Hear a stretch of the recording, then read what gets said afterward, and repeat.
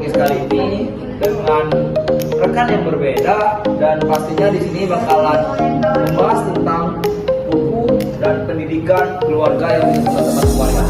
Kenalin, saya Poen Agustin, mahasiswa pendidikan non formal NPM A1J 023019. Dan perkenalkan, saya Asita Helmasiska dengan NPM A1J 023009. Nah, hari ini kita akan membahas topik yang sangat penting untuk para orang tua, pendidik, dan juga remaja.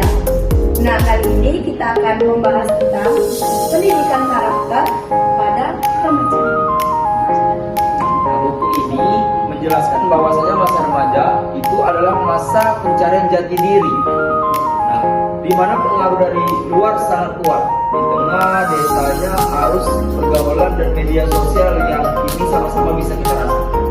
Nah, keluarga jadi benteng utama atau benteng pertama dan utama dalam membentuk karakter anak-anak.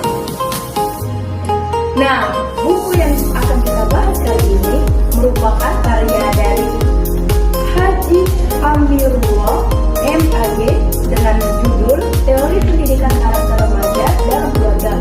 Buku ini memiliki 8 bab dengan halaman 156.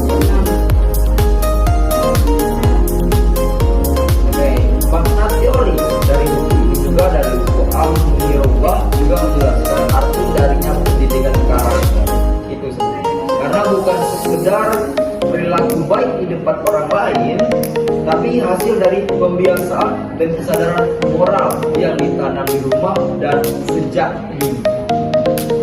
Nah, selain itu, Amirullah juga menyatakan bahwa keluarga bukan sekedar tempat tinggal, tapi tempat di mana nilai-nilai tumbuh dan ditanamkan sejak kecil.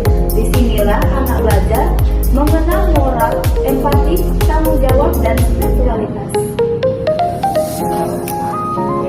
Dilanjutkan untuk nilai-nilai karakter yang ditanamkan di dalam keluarga. Namun, mungkin ada pembahasan lagi jenis tentang. Nah, dan juga keluarga disebut sebagai madrasah pertama. Jadi, sebelum anak mengenal diri di sekolah, orang tualah yang menjadi teladan utama dalam kehidupan mereka. Nah, next kita bakal membahas bab 3 nya ini. Bab 3 ini nilai-nilai karakter yang ditanamkan di dalam keluarga. Nilai-nilai yang dibahas di buku ini banyak sekali, teman-teman.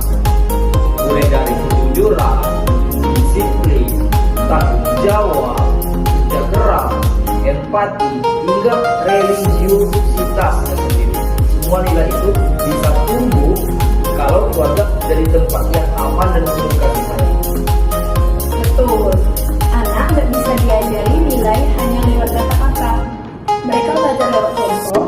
Jadi, kalau ingin anak jujur, orang tua juga harus jujur terhadap anak atau terbuka terhadap anak. Kalau ingin anak disiplin, mulai dari kebiasaan kecil seperti tepat waktu atau menyelesaikan tugas rumah, maka orang tua juga harus disiplin terlebih dahulu.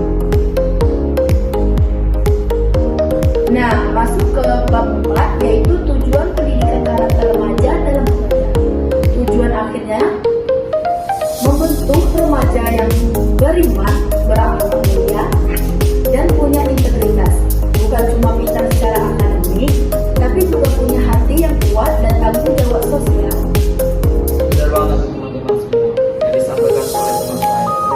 Pendidikan karakter bukan cuma supaya anak-anak berperilaku baik, tetapi perlu digarisbawahi supaya mereka punya kesadaran untuk memilih yang benar, bahkan ketika nggak ada yang melihat itu. Mungkin kita di sini lanjut juga ke bab 5 nih, di buku yang kita bedah pada hari ini.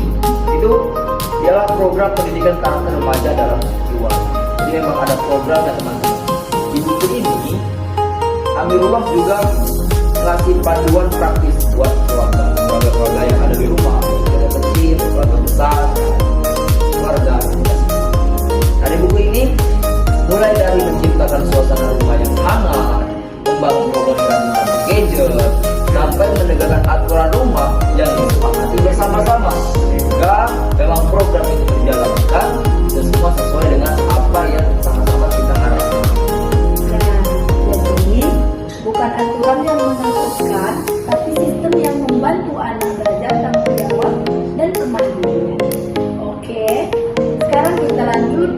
membahas bab 6, yaitu proses pendidikan karakter remaja dalam keluarga.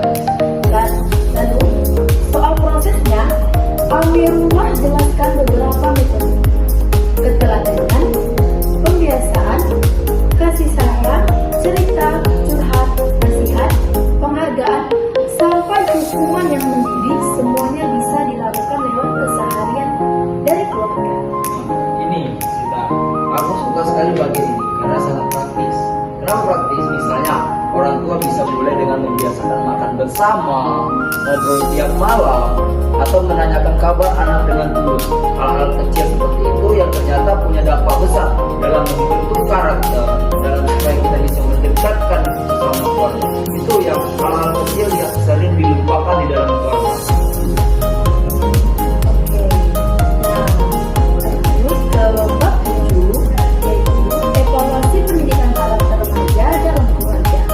Bagian menarik lainnya ada di evaluasi point. Orang tua disarankan untuk mengevaluasi bagaimana perkembangan karakter anak. Apakah mereka makin jujur, makin tanggung jawab, atau lebih peka terhadap orang lain. Evaluasinya nggak perlu formal. Evaluasi yang perlu dilakukan secara santai. Jadi tidak harus formal untuk melaksanakan evaluasi terhadap keluarga, baik itu anak orang tua, baik orang tua ke anak, cukup dengan mengamati, berdialog, atau memberi apresiasi jika anak melakukan hal baik.